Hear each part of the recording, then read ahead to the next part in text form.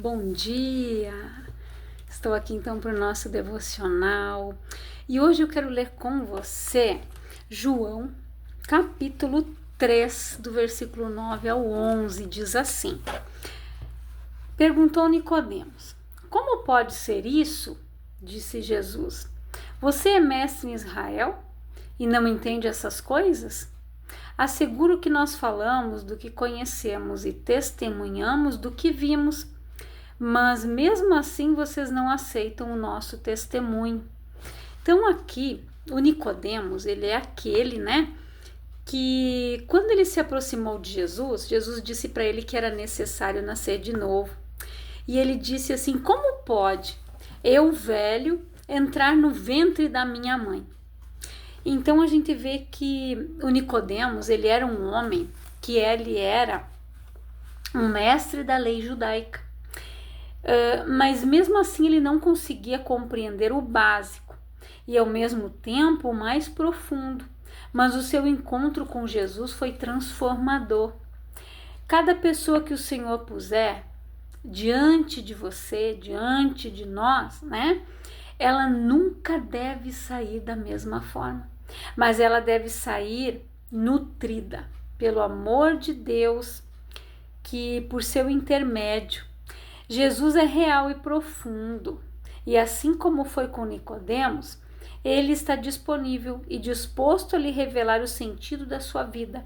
Cabe a você buscá-lo e fazer a ele perguntas certas. As boas novas do reino de Deus só chegaram a nós porque Jesus dedicou tempo a seus discípulos.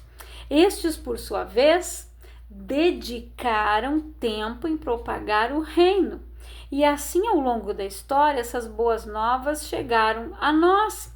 Então, nós precisamos entender que quando alguém vem até nós, esta pessoa, ela tem que sair transformada. Se aquela pessoa chegar cansada, abatida, deprimida, você vai ser usado por Deus para recobrar o ânimo daquela pessoa, para dizer para ela que Jesus ama ela, para dizer para ela que Jesus tem o melhor para a vida dela. Você vai dar uma palavra. Ela vai ver que, por mais difícil que é a situação que você está enfrentando, você está falando do amor de Deus. Você continua a propagar as boas novas, você continua falando as boas novas, mesmo quando você é criticado, zombado, debocham de você, mas você está ali pregando as boas novas. Se Jesus não tivesse investido o tempo dele em ensinar os discípulos, em preparar os discípulos para seguirem aquilo que ele havia começado, o evangelho não teria chegado até nós. Se Jesus não tivesse escolhido os 12, se Jesus não tivesse capacitado eles, ensinado, eles viram Jesus curar, libertar, transformar vidas, salvar vidas, reverter situações, tirar morto do túmulo, eles viram Jesus ressuscitando mortos, eles viram com os olhos deles. E o que Jesus disse? Quando Tomé disse que ele só iria crer se ele visse nas mãos de Jesus o buraco dos pregos. E Jesus disse: toca aqui, Tomé. Feliz é aquele que não viu e creu. Então nós somos bem-aventurados, porque a palavra chegou até nós, os gentios. A palavra chegou até nós porque os que eram para receber a palavra rejeitaram. Então ela chegou até nós. Nós fomos acolhidos, nós fomos merecedores, recebedores da graça de Deus. E se Jesus não tivesse investido o seu tempo, Jesus, ele anunciou o evangelho 3 anos. Você já pensou em 3 anos? Aqueles homens conviveram diretamente com Jesus, comeram com ele, partiram o pão, tudo. Viram Jesus multiplicar pão, Jesus multiplicar peixe. Eles viram o poder de Deus cara a cara, face a face. Eles vivenciaram todas as maravilhas que eles registraram nos evangelhos, porque eles contaram de acordo com aquilo que vivenciaram, dirigidos pelo Espírito de Deus, homens indoutos, homens que não sabiam ler, não sabiam escrever, mas que quando abriam a boca para pregar, multidões se convertiam. Pessoas, elas vinham até eles para serem curadas. Quando Pedro e João chegaram na porta do templo e disseram para aquele paralítico: olha para nós, o que eu tenho eu te dou, prata e ouro eu não tenho, mas o que eu tenho eu te dou, em nome de Jesus o Nazareno, levanta e anda. Foi isso que Jesus ensinou aqueles homens a fazer. Ele ensinou aqueles homens que eles tinham poder, que eles tinham autoridade e que em nome dele eles iriam fazer obras maiores ainda. Foi o que Jesus designou para mim e para você. Foi o que Jesus começou com os discípulos quando Jesus os designou para irem às aldeias circunvizinhas, aonde ele capacitou cada um deles, e ele disse: em meu nome vocês vão expulsar demônios, vocês vão curar enfermos, que vocês vão entrar nos lugares aonde não aceitarem, vocês sacudam o pó das sandálias e vão para outro lugar. Ou seja, eu lavo as minhas mãos. Jesus, ele mandou os discípulos irem para determinados lugares para curar as pessoas, para libertar elas, para curar os doentes, né? Para libertar as pessoas que eram cativas por Satanás. Então, imagina, eles voltaram maravilhados com as obras que eles fizeram. E Jesus disse: aquilo que derem para comer, vocês comam. Aonde convidarem vocês para dormir, vocês fiquem. Aonde não aceitarem vocês, sacudam o pó das sandálias e vão para outro lugar. Ou seja, vocês não querem, tem quem queira. Vão investir em quem quer. Vão procurar, vão levar a palavra. Quem aceitar vai ser curado, vai ser liberto, vai ser abençoado. Foi isso que Jesus ensinou eles a fazer. A não se desanimar quando eles eram colocados para correr, quando muitas vezes apedrejavam eles, batiam neles, eles saíam fugidos dos lugares para não serem mortos por causa do evangelho, mas eles partiam para outros lugares onde as pessoas aceitavam de bom grado. E hoje não é diferente. Os cristãos são perseguidos, são zombados.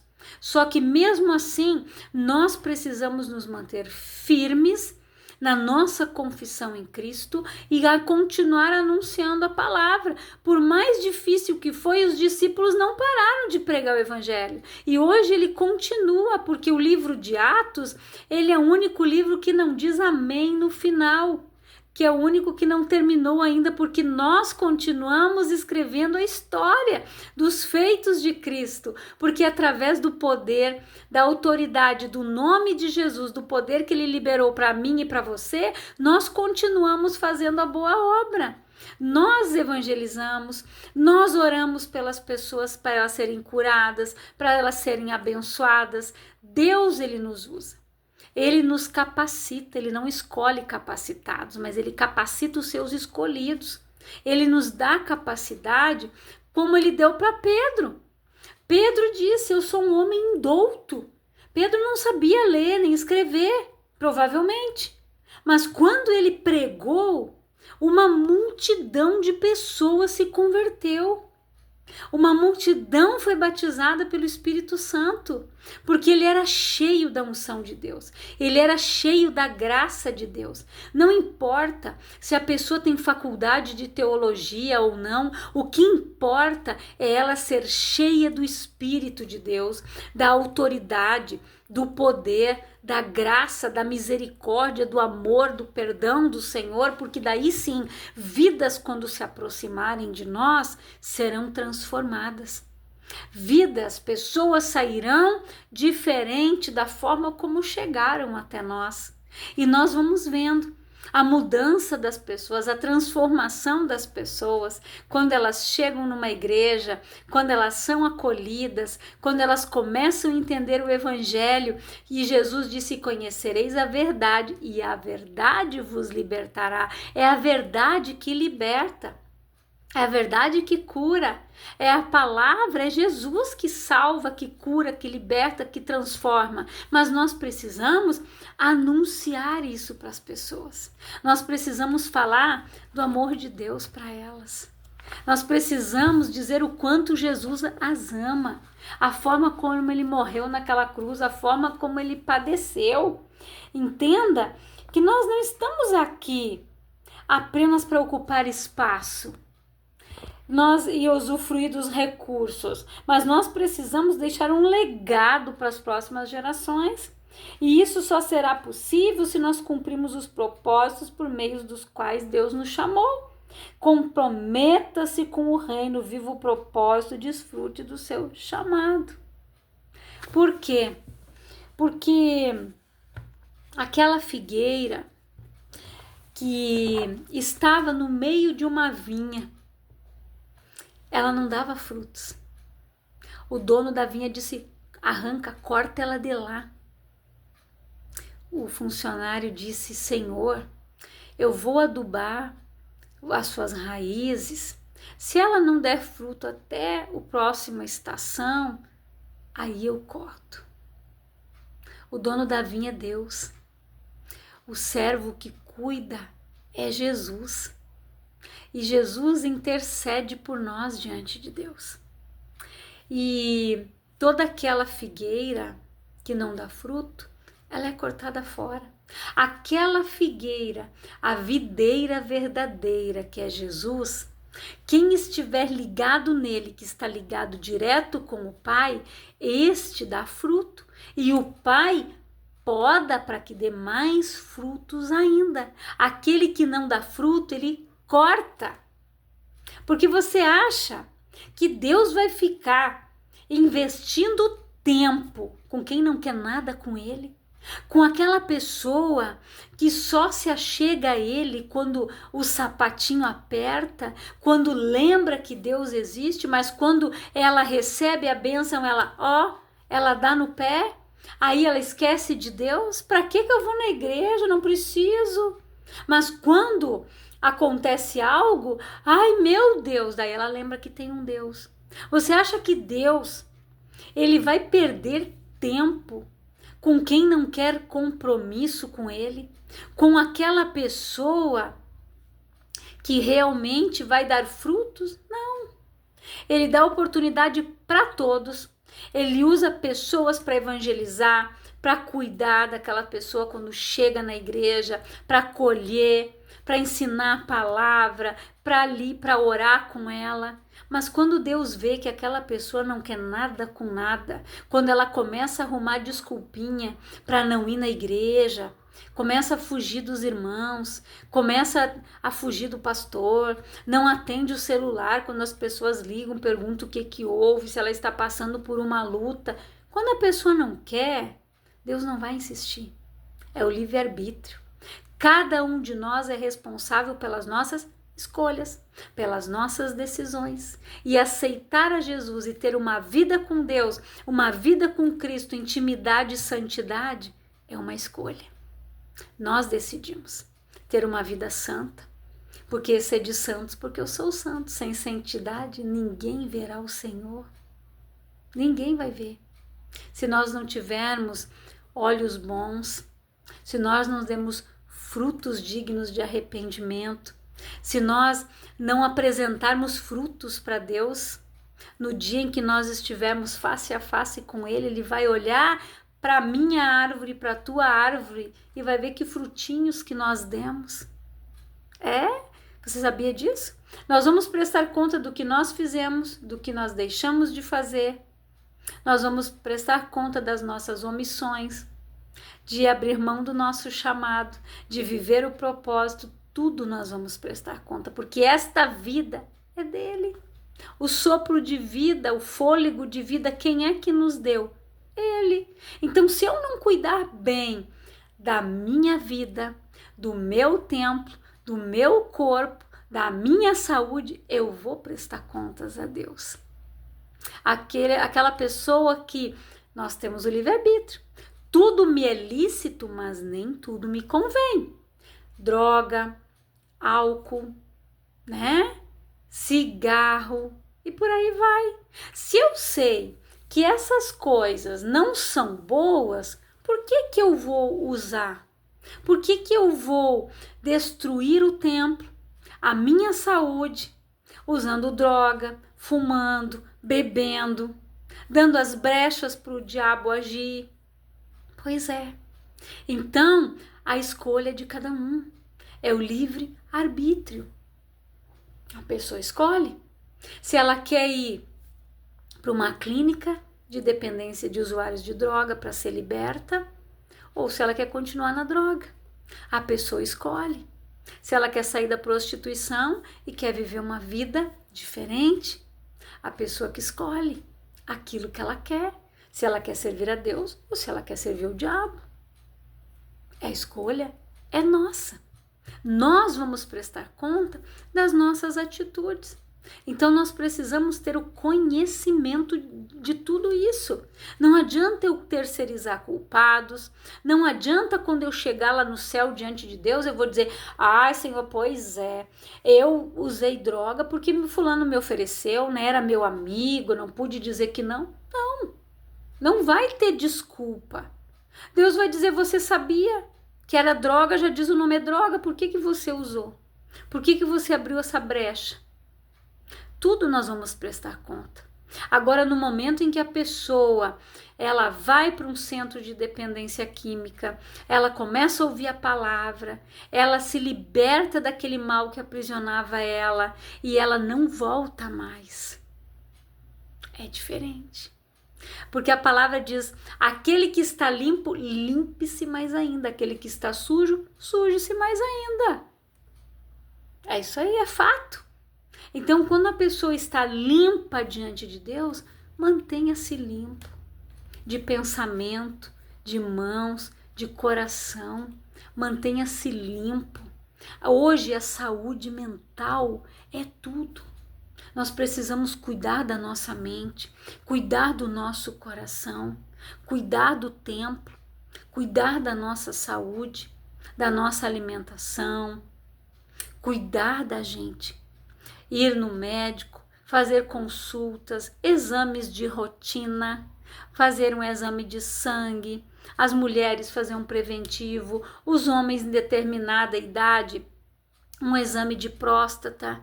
Então, tem coisas que é nós que temos que fazer. É nós que temos que cuidar do templo. Não é buscar doença, não. Mas é ir lá fazer um check-upzinho e dizer: glória a Deus, tá tudo bem, não tenho nada, obrigado, Jesus. Por quê? Porque nós precisamos cuidar do templo. Às vezes pode estar faltando um pouquinho de vitamina. Aí o doutor vai dizer: ó, você tem que tomar vitamina C, você vai ter que precisar tomar vitamina D, ó, tá faltando tal hormônio aqui. São coisas que são necessárias para nós. Então nós precisamos nos cuidar. Tem pessoas que às vezes ficam bitoladas. Depois que aceitaram Jesus, não, porque Jesus me cura, Jesus cuida. Claro que Jesus cura e Jesus cuida. Eu já fui curada, glória a Deus, várias vezes. Só que eu usei a minha fé, mas eu fui no médico, eu fiz o tratamento também quando necessário, eu usei a medicação, e enquanto o doutor não me deu alta, quando eu fui lá e eu senti a cura de Deus, eu voltei lá e disse: doutor, vamos repetir os exames, eu estou me sentindo bem. Aí sim o médico vai repetir o exame e você vai constatar: Jesus me curou, eu não precisei mais tomar essa medicação. Eu fui liberto da depressão, eu fui liberto disso, mas nós precisamos ser prudentes, usar a nossa fé sempre, mas nós precisamos nos cuidar, nós precisamos impedir, né, que muitas coisas aconteçam. Tem pessoas que não fazem um exame, quando começam a sentir os sintomas, às vezes é uma coisa que não tem mais o que fazer. Por quê? Porque tem homens que têm vergonha de ir no médico, num urologista para fazer um exame de próstata. As mulheres têm vergonha, não, se é médico eu não vou. Então, depois não adianta chorar as consequências. Nós precisamos renovar o nosso entendimento, gente.